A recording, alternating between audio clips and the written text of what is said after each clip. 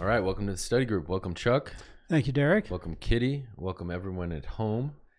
Today, we're going to take on a topic that came from a question we were asked on our YouTube channel, and that is, who are the Sumerians with large blue eyes? So this is a bit of a complicated answer. It's not an easy one, but we've taken in consideration what modern science has come up with, what the Urantia Book comes up with, and then we piece it together. Mm-hmm. So, Chuck, maybe you can talk us through some of the beginning of these opening slides, just so we can kind of get a grounding for where we're going to start from. Right. So these blue-eyed figures are really fascinating, and we're trying to get to the bottom of why they exist and where they came from. And the main stash of these figures was found at an ancient city called Eshnunna from 2700 BC. And this was an ancient Sumerian city in what is now Iraq. And here's a sample of 3 of these figures. And in this map, you can see the location of Eshnunna, sort of central within ancient Sumeria or ancient Mesopotamia. And this map, you can come back. Derek's going to work more with the maps when we talk about movements in larger areas, but you can come back to this as sort of a reference to where some of these ancient cities were located. And you can see the Tigris and Euphrates rivers established this region as an ideal place for the founding of civilizations. And so much has gone on in that area because of the fertile land there between the rivers and everything else about it. And then you see the rivers flow into the Persian Gulf at the bottom. That's that little body of blue water. But these ancient cities don't go down very far because that whole area south of those cities was open water back then. It's since filled in with silt. So that's why these Sumerian cities are located above the coast of the Persian Gulf. But anyway, make a mental note of some of these locations. You can always come back to this map later. Well, I would like to, if we could, maybe I'll just jump into this map right now just so we can understand where we're at. Yeah, in a bigger picture. So we're going to jump into Google Maps here. And if you remember from some of our podcasts in the past, we went over Enoch, Cain and Abel, and other concepts that talked about Noah, that talked about the second garden. Mm-hmm. So we started with the original Garden of Eden off the eastern coast of the Mediterranean. At the default, they then migrated east into the second garden, which they developed, and that was northern, just north of Baghdad, let's say, where the Tigris and Euphrates come to their closest mark. That's where their second Garden of Eden is. That's between the Tigris and Euphrates River that then in the Bible is where Eden shows up, right? Right. And then Cain went to the east to the land of Nod and got himself a wife, as it says in the Bible, right? So that's what that green line depicts. If we look at the Persian Gulf right here where the cursor is, this is where Dalamatia was, which is essentially where the Anunnaki came, or the first civilization on the planet. A much earlier civilization. Before Eden. Yes. And we'll refer to this, and I'll show more pictures around it. But essentially what we're saying is that there was a huge mixture between the second Eden here and the people who migrated from Dalamatia. And this mixture in this area between the Tigris and the Euphrates is why there's so many prolific origin stories and mythology that comes from here. And a high civilization. Impeccable civilization that we've known as the Sumerians. Right. Okay, just so we're clear on that, and then we're going to get a little bit more in depth with that. Right. So again, we go to the next slide with the list of races. Oh yeah, and just touching on that, I think one thing that since we're talking about the Urantia Book and what the Urantia Book states, right, and we understand that the Urantia Book and modern science sometimes doesn't match up with each other. Right. But we do know that modern science is catching up with the Urantia Book by each day. In many cases. Right. Yeah. And the Urantia Book being published in 1955, we're finding modern science catching up to some of that stuff. Right. So what we're doing is we're going from the Urantia Book, and it's really important for people to understand the difference. In evolution, modern science has equated genetic phenotypes of individuals resulting from the region that those people occupy. Where here we're learning in the Urantia Book that those genetic inheritance and phenotypes, nose, height, head, things like that, eye color, is really resultant of your genetic inheritance, so your race, the race foundation. So the Urantia book introduces a lot of concepts of the different races that have evolved on this planet, as well as the different races that have arrived on this planet. Imported on this planet. So to speak. And you might remember the Anunnaki stories and other ancient mythology, but this is where it all comes from. Yeah. So Chuck, if you want to talk us through some of the races, I just wanted to have that foundation. Yeah, no, absolutely. I'm glad you said that. So again, as Derek said, our mission here is to teach what the Urantia book teaches. So take that or leave it. And it doesn't always agree with modern science. But as he said, there's much in the Urantia book that's turning out to be true based on more recent discoveries. Yeah. So we find that all very fascinating. Okay, so this slide is listing basically the racial inputs to the overall human race as we experience it today. And according to the Urantia book, there were 9 original races. And the very first one we covered in an earlier podcast about Andon and Fonta. They were the Andinites. The first 2 humans. What are referred to as the Andinites in the Urantia book. Yeah, these are the first humans, and they originated like 1 million years ago. About 500,000 years ago, the 6 colored races appeared, and we also did a podcast about them. If you want to go back and look at that, and there's much more information in that podcast. So there's 6 colored races, and remnants of those still exist, highly blended today. And then we get into these last 2 races, the Nodites and the Adamites. And these are not evolutionary races. So the first 7 are evolutionary races, meaning they're indigenous to the planet. They evolved biologically from the conditions on the planet. The last 2, the Nodites and the Adamites, are what we might call imported races. They involve superhuman aspects. They were both a result of projects to uplift the planet and uplift the races. So these were, intended to be divine gifts, these last 2 races. But a lot has gone wrong on this planet, as we'll see as we go on and study these materials. But the Nodites are extremely important, and nobody's ever even heard of them. And they originated from Dalamatia after the rebellion 200,000 years ago. So we'll clarify some of these things as we go along. But the Adamites then came even later, 38,000 years ago. And they are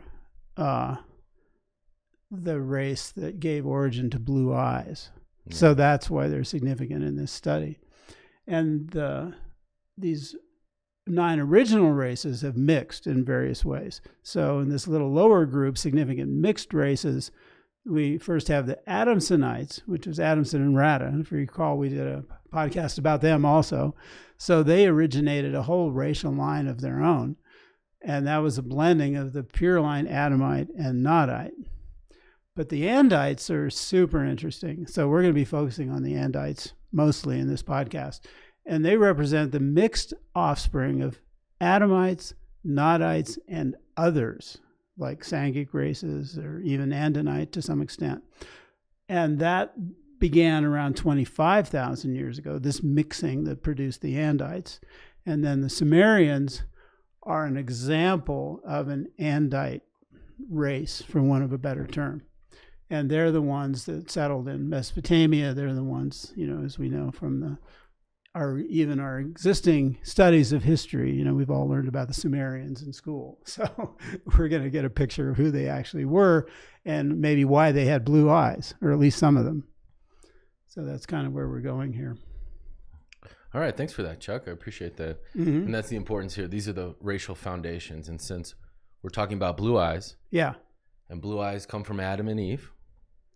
And there's Adamic inheritance within the Sumerians. Right. And that's what makes them have those phenotypes. And that same inheritance is spread out through all the races on the planet now. You'll find blue eyes everywhere. Right. So everywhere you find blue eyes, that's some indication of Adamic inheritance.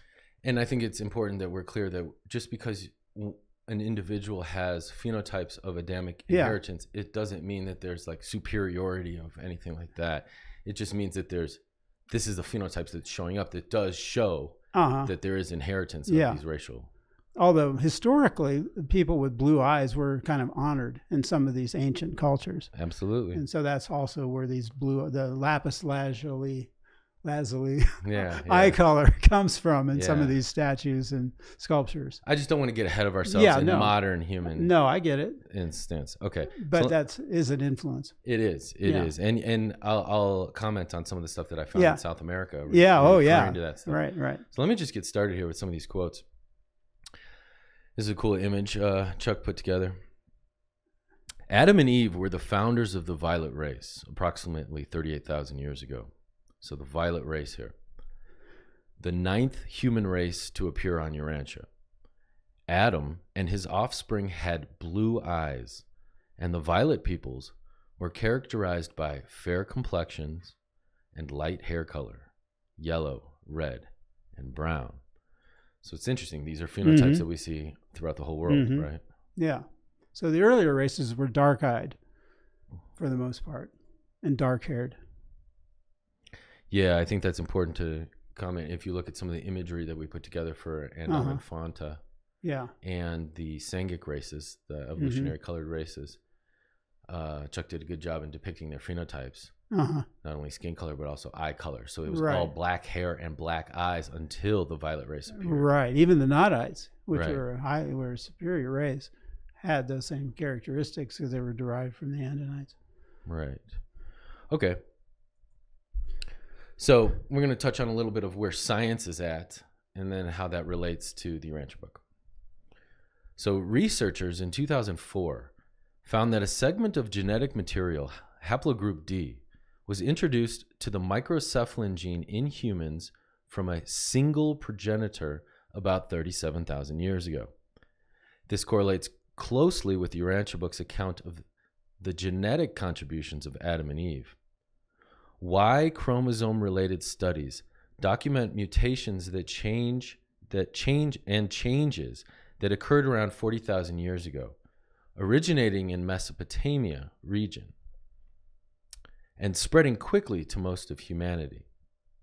So here we have a microcephalin gene that actually affected the brain size and function around 40,000 years ago, 37,000 years ago, which is right when Adam and Eve So arrived. that's a close correlation. Right. This is an example of the Urantia Book being predictive.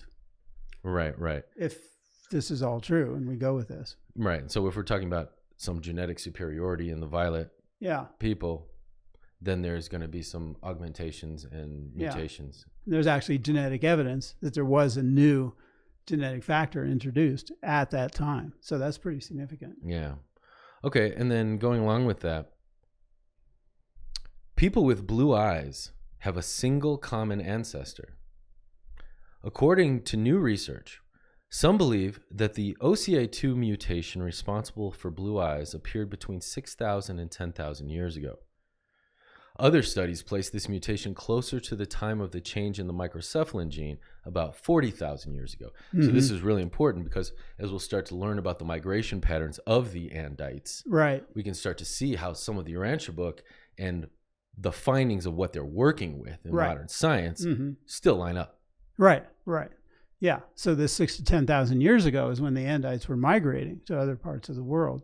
So it's interesting that that's when they're noticing that the blue eyes appeared. Yeah. But according to this other information, it actually originated much earlier. Right.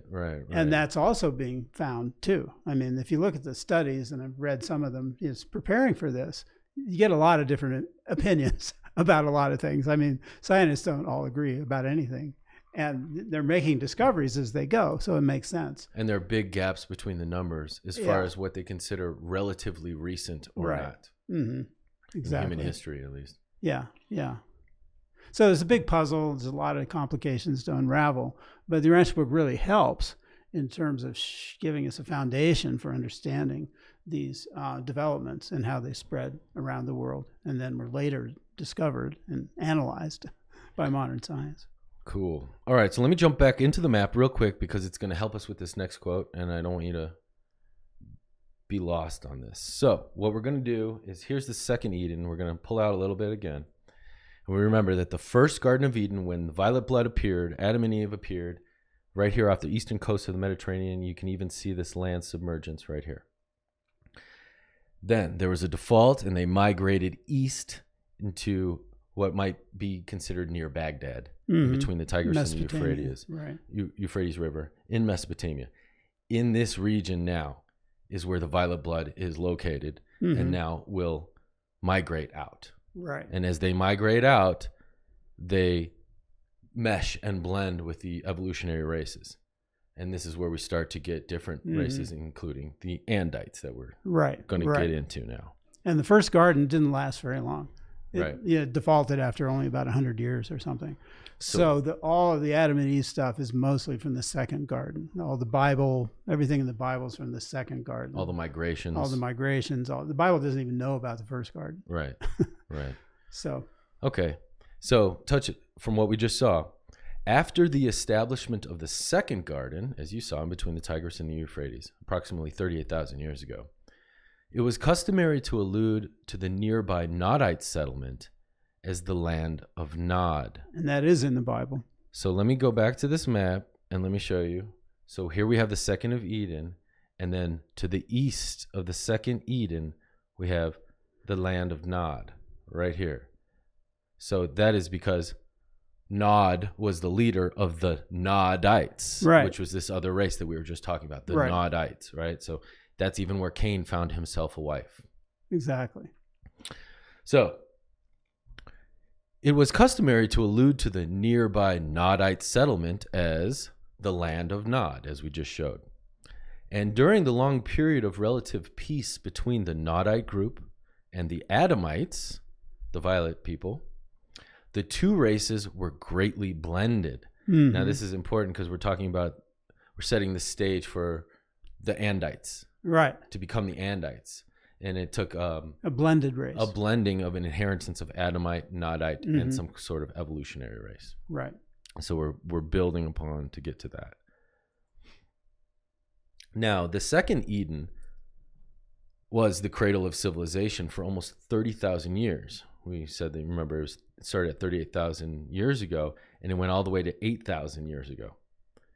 Here in Mesopotamia, the Adamic peoples held forth, sending out their progeny to the ends of the earth, and latterly, as amalgamated with the Nodite and Sengic tribes, were known as the Andites, and that's what we were just talking about, how as they dispersed out, they blended and became the Andites. Right. So this thing about how they sent out their progeny, this was actually part of their project. The Adam and Eve were sent here as biologic uplifters, is how they refer to them. And the whole point of that project was to reproduce in large numbers and then go out and mate with the evolutionary races and upstep them genetically. And that was the intended plan. And that was supposed to take place over a long period with great numbers of Adamic offspring, but it defaulted after about 100 years. So they maintained some adherence to that purpose, right? Even though the original project, as it was planned, defaulted, and they had to regroup. That's why they had to move to the second garden and start over. And it was like, in many ways, it was very tragic. But they pulled themselves up and carried on as best they could. They had to file for bankruptcy. They had to file for cosmic bankruptcy and say, we're sorry.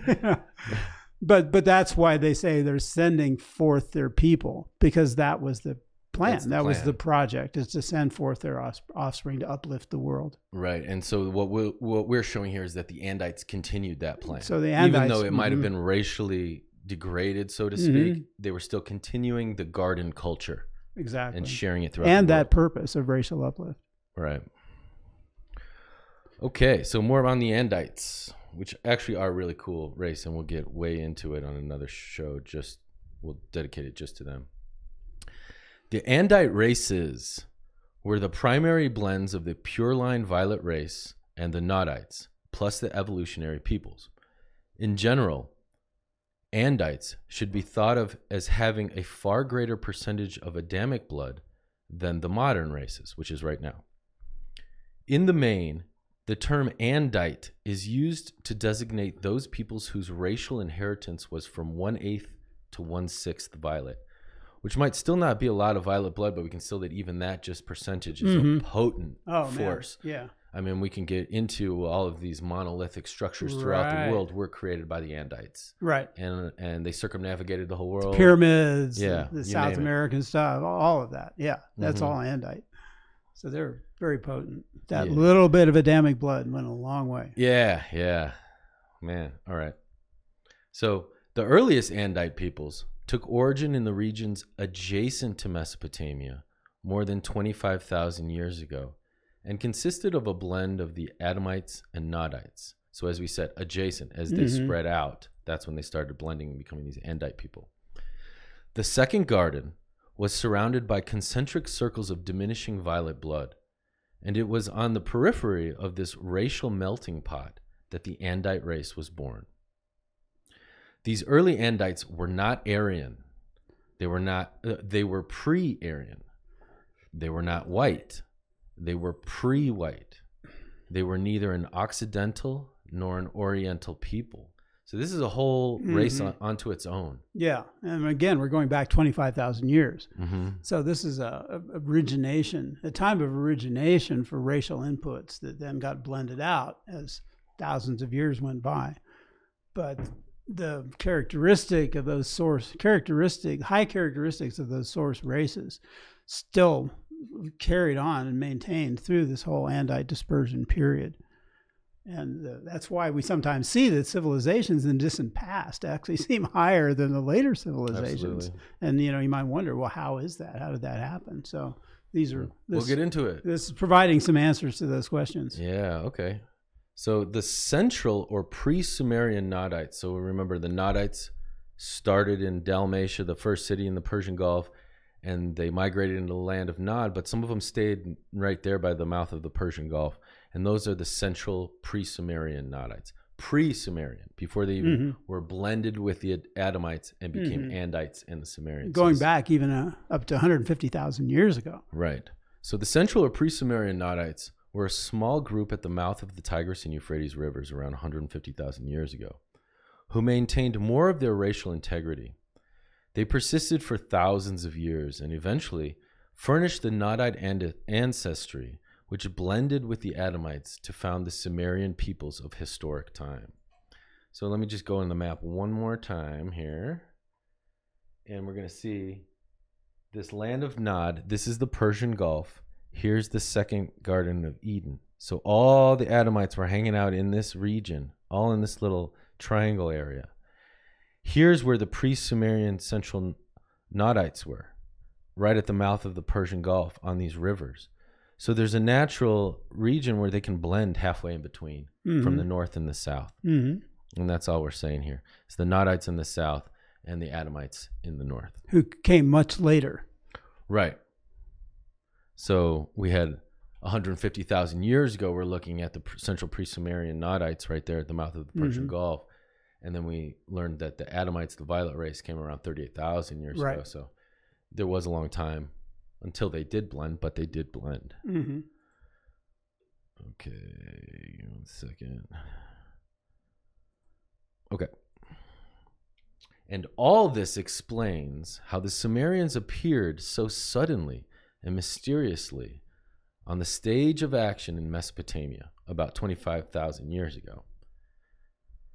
Investigators will never be able to trace out and follow these tribes back to the beginnings of the Sumerians, who had their origin 200,000 years ago after the submergence of Dalmatia. And I know even 25,000 years ago when these Andites pop up, but modern science is seeing the Sumerians just pop up like 4,000. Right. Yeah, and that's why it's so mysterious. And here they are, just incredibly established and talented. Yeah, right. And they're just like out of nowhere. Because Dalmatia is no longer there. Eden is no longer there. They don't know where they came from.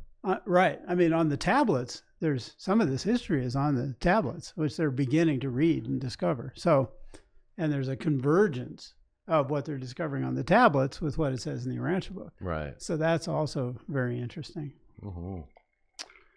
Okay, so here we have a slide where they're saying that, again, talking about this mysterious emergence of the Sumerians, seemingly out of nowhere. They say, without a trace of origin elsewhere in the world, these ancient tribes suddenly loom upon the horizon of civilization with a full-grown and superior culture, embracing temples, metalwork, agriculture, animals, pottery, weaving, commercial law, civil codes, religious ceremonial, and an old system of writing. So this is a kind of a tapestry from Sumeria showing some of these activities. And I can remember even as a kid in school, in our history, we'd read about the Sumerians, we'd read about the Egyptians, but where do they come from? Yeah. With these advanced civilizations, it just seemed like they came out of nowhere. It's a big mystery. That was never explained. I found that very frustrating. Well, it leaves a lot of room for speculation and sure conspiracy does. as well, too. Yeah. So this slide is just a montage of some Sumerian artifacts. So you can get kind of an idea of what they were up to. And, up in the upper left corner, you see they had boats, they traveled. And when this Andites dispersed, they went all over the globe because they had, they understood about navigation and boats. And below that, there's a person playing the harp. They had music and some kind of exchange or ceremonial going in that upper image. And then the upper right corner is surviving portion of the wall of Nineveh, which is super ancient, one of the early Sumerian cities. And you can see, or Mesopotamian cities at least, you can see the style of that that wall even. I mean, this is like pretty sophisticated stuff that they were doing. And their sculpture, their depictions of human faces began to be realistic, not just totally stylized. You can see some of that in these carvings. In the lower right corner, this is a receipt, actually, for the sale of a male slave in a building, according to what I read about it. And that's from, I think, like 2700 BC also. So this is all really old stuff. And you look at that cuneiform writing, and it's like, wow, it's amazing they could communicate so much. And that's late in the Sumerian world. Yeah, as well, that's pretty late in the scheme of things.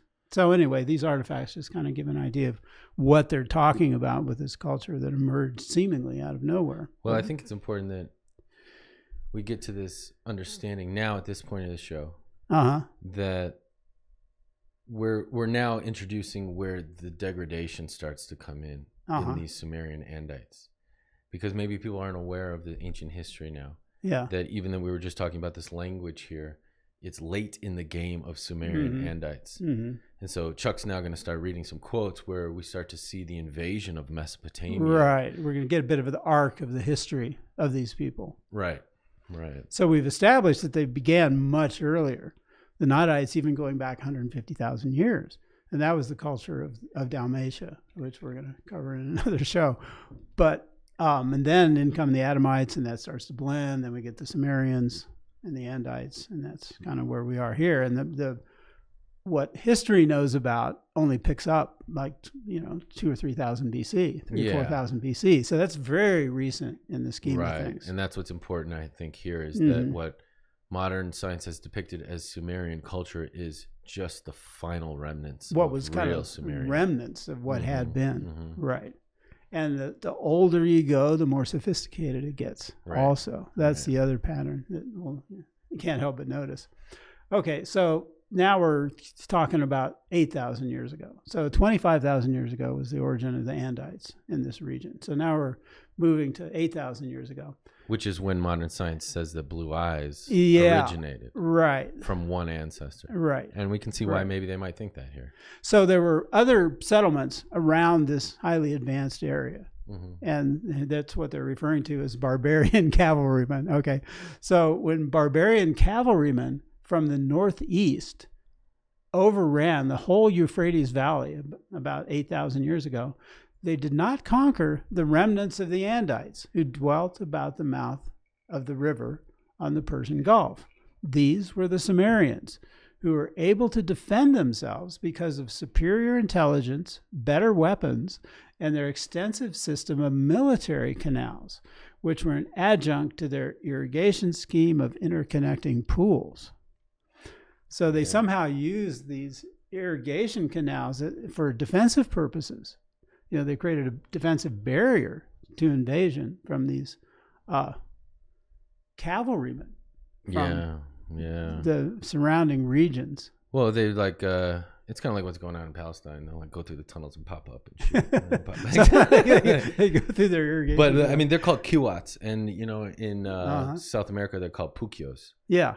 And I had the blessings to be able to go to Peru and Machu Picchu and get a guide. Mm-hmm. So there was Andite influence. Yeah, there's a lot of Andite influence real quick. And let me just jump into the map real quick just to show you, because it's pretty exciting.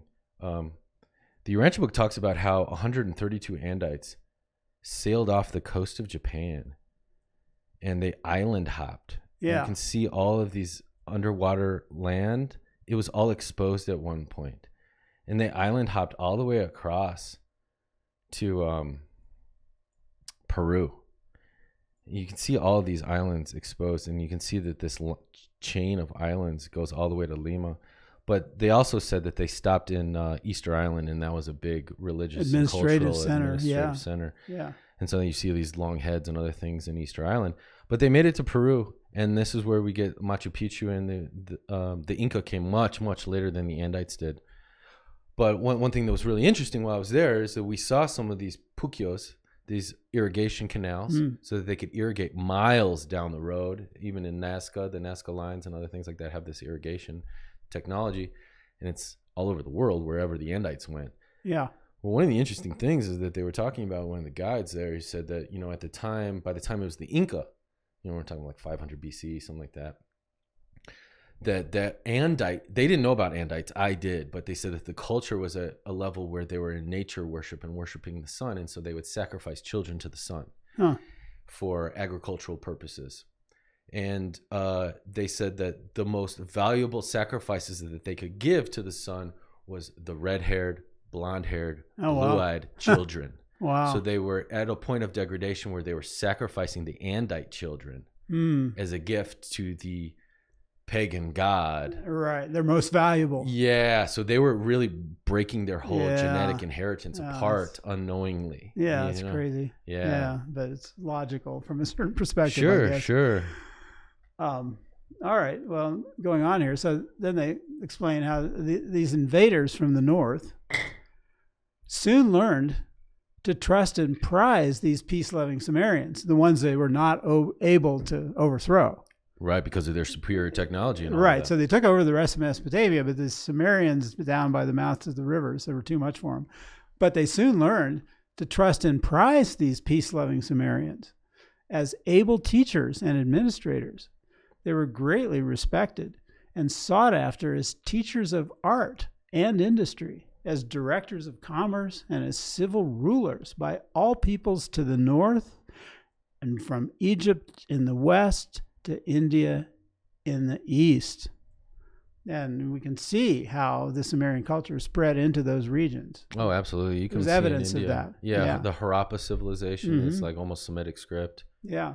Cuneiform. And stuff in Egypt too. Egypt, definitely. I mean, we did that show on Adamson and Rata, and we saw the influence with India that Adamson and Rata have. They have literally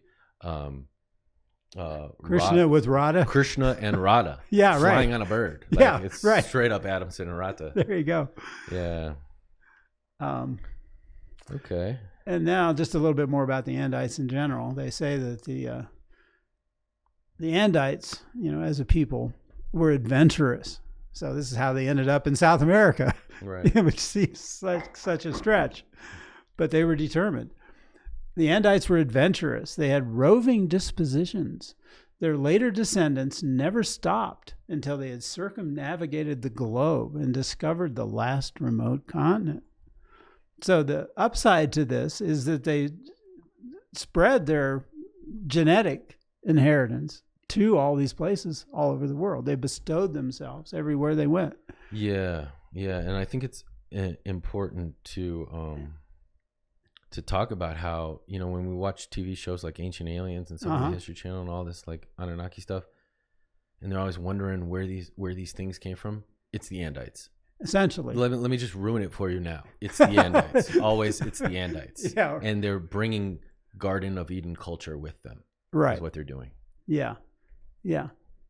Right. And they, here they say the Andites were the best all-around human stock to appear on Urantia since the days of the Pure Line violet peoples. So they're, going from 38,000 years ago now to 25, and then down to 8,000, getting closer and closer to the present. But these Andites were the best all-around human stock to appear on Urantia since the days of the Pure Line violet peoples. They embraced most of the highest types of the surviving remnants of the Adamite and Nodite races, and later some of the best strains of the yellow, blue, and green men. So they also mixed with the colored races and upstepped those groups everywhere they went. So I see these violet phenotypes popping up all over. Yeah, or aspects. Aspects of them, like blue eyes. And along with that, you get music, you get art, you get humor, you get all these things that we associate with modern civilization that all have origin in the largely in the Adamic inheritance. That's the biologic upliftment part. The biologic upliftment, right. So going on here, they explain that the migratory conquests of the Andites continued on down to their final dispersions from 8,000 to 6,000 BC. And that's about in the period where they're starting to detect the blue eyes. So that's interesting that those dates factor in. And to every nation to which they journeyed, they contributed humor, art, adventure, music, and manufacture. The culture of Mesopotamia quietly spread out over Europe, India, China, Northern Africa, and the Pacific Islands. It's a major, major cultural influence. Well, I think that the significant thing here is that the Urantia Book talks about how Andite migration was slow because when you're walking, you can get degraded genetically along the way. Right. But with the establishment of the horse, as they were riding the horse, they could en masse bring culture directly to a different region. Farther from its origin. And not lose integrity. Yeah. Right. And so we're seeing a lot of that migration happening at the same time with the horse, with what science has found as the beginnings of blue eyes or whatnot as well. So what I believe is that around that time where you can have the horse, you can maintain your racial integrity so that blue eyes do pop up. Yeah, right. Yeah, the horse was a huge thing. And they're, having these horsemen being able to just like travel miles and miles and carry their culture with them was a big, big factor that emerged around this time. Okay, when the last Andite dispersion, so what we're talking about here is the Andites all originated more or less in Mesopotamia, but they went out in waves, one after another over a long period of time. And now here they're saying when the last Andite dispersion broke the biologic backbone of Mesopotamian civilization, a small minority of the superior race remained in their homeland near the mouths of the rivers. And again, these were the Sumerians. And by 6000 BC, they had become largely Andite in extraction. So this is kind of bringing us down closer to the present day. These Sumerians of the coastal regions were the last of the Andites in Mesopotamia. So again, the whole program was for the Andites to disperse and spread out over the world, but this one group held forth in this location near the mouths of the rivers. So they were the last of the Andites in Mesopotamia. And then, the last slide, about 2500 BC, which is like where recorded history begins to kick in, about 2500 BC, the Sumerians suffered severe reverses at the hands of the northern Suites and Guites. Suites and Guites. We've been debating how to pronounce these. But anyway, Suites and Guites. Lagash, the Sumerian capital built on flood mounds, fell. Erech held out for 30 years after the fall of Akkad. By the time of the establishment of the rule of Hammurabi, the Sumerians had become absorbed into the ranks of the northern Semites, and the Mesopotamian Andites passed from the pages of history. Yeah, we look at Hammurabi around 1900 BC. Yeah. 2000 BC. The Gutian Empire in Lagash. Right. That's the Gutis, Guites, whatever. Whatever they are. Yeah. Right? So this degradation of the Sumerian culture, and then There's a really interesting part in the Urantia Book where it talks about that was the end of the Andites in Mesopotamia, as shown by the skull types of what has been dug up, which is quite a provocative line when we think about the elongated skulls in South America and China and other places. Right. That perhaps that's a violet nodite inheritance. It seems to be. Yeah, that seems to be a big clue because those elongated skulls show up everywhere the Andites went. Exactly. Yeah.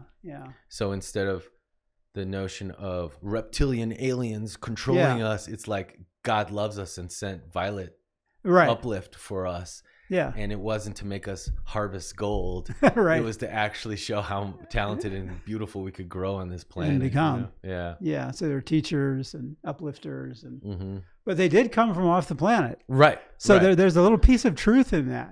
Right. I mean, they didn't travel on spaceships as we would understand them. Right. Because they were. And it wasn't about gold. And it wasn't about gold. Yes. Yeah. It was more about the gold of a superior culture. Yeah. The spiritual gold. Well, it is interesting that every ancient mythological or ancient culture that has mythology that dates to prehistory, that is probably with Andite influence, calls it the Golden Age. Right. Yeah. So that gold is used as a metaphor. Right. And that part of it may be true.